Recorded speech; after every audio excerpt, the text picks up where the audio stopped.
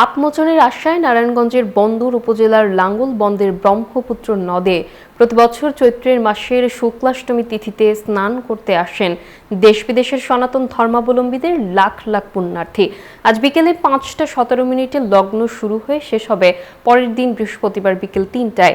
স্নানকে ঘিরে ব্রহ্মপুত্র নদের তীর সুষ্ঠুভাবে স্নান সম্পাদনের লক্ষ্যে 24টি স্নানঘাট, নারীদের জন্য কাপড় পরিবর্তন কক্ষ, অস্থায়ী টয়লেট, পানীয় জল সরবরাহের উদ্যোগ নেওয়া হয়েছে। স্নান উৎসবে প্রতি বছরের ন্যায় এবারও কয়েক কিলোমিটার এলাকা জুড়ে বসেছে লোকজ মেলা। তীর্থস্থান জুড়ে পুণ্যার্থীদের জন্য নিরাপত্তায় পুলিশ, আনসার ও র্যাব সদস্য রয়েছে। সেই সাথে রয়েছে সিসি ক্যামেরার আওতাভুক্ত স্থাপন করা হয়েছে ওয়াচ টাওয়ার। নিরাপত্তা ও যানজট নিরসনে সড়কে রয়েছে পুলিশ, আনসার ও নদীতে রয়েছে নৌ পুলিশ। পাপমোচনের আশায় নারায়ণগঞ্জের শুরু হচ্ছে পুণ্য স্নান।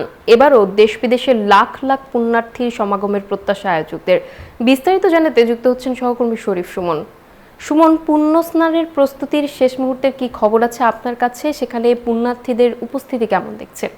ধন্যবাদ নাফিসা, আপনি যেমনটি জানাচ্ছিলেন, প্রতি বছরই কিন্তু নারায়ণগঞ্জের বন্দর উপজেলার এই লাঙ্গল বন্দর এলাকায় ব্রহ্মপুত্র নদীর তীরে পাপমোচনের আশায় এখানে দেশ বিদেশের লাখো পুণ্যার্থী জড়ো হয়।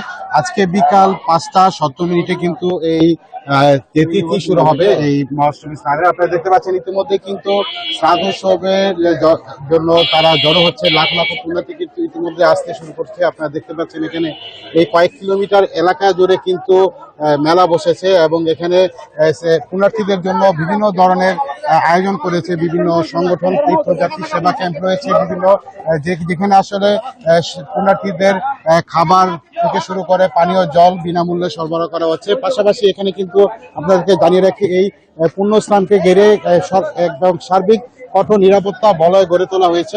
এখানে র্যাব, পুলিশ, বিজিবি সহ আনসার সহ এখানে আইন শৃঙ্খলা বাহিনী সর্বাত্মকভাবে তারা নিরাপত্তার দায়িত্ব রয়েছে। বিভিন্ন স্থানে ওয়াচ টাওয়ার স্থাপন করা হয়েছে। পাশাপাশি কিন্তু আপনাদেরকে জানিয়ে রাখি, এখানে বিভিন্ন ধরনের সেবায় যারা রয়েছেন তারাও কিন্তু বিভিন্ন মন্দিরে তারা পুণ্যার্থীদের সেবা দিচ্ছেন। আপনারা দেখতে পাচ্ছেন মেলায় কিন্তু ইতিমধ্যেই কিন্তু দর্শনার্থীদের ভিড় বাড়ছে। 5:17 আজকে কিন্তু এই যে স্নান শুরু হবে এবং ইতিমধ্যে কিন্তু দর্শনার্থীদের ঢল নামতে শুরু করেছে। আমরা এরপরে আপনাদেরকে আরো পরবর্তীতে বিস্তারিত জানাবো। তো নারায়ণগঞ্জের বন্দরের লাঙ্গলবন থেকে আমার কাছে ছিল এই সর্বশেষ। ফিরে যাচ্ছি স্টুডিওতে নাফিসের কাছে।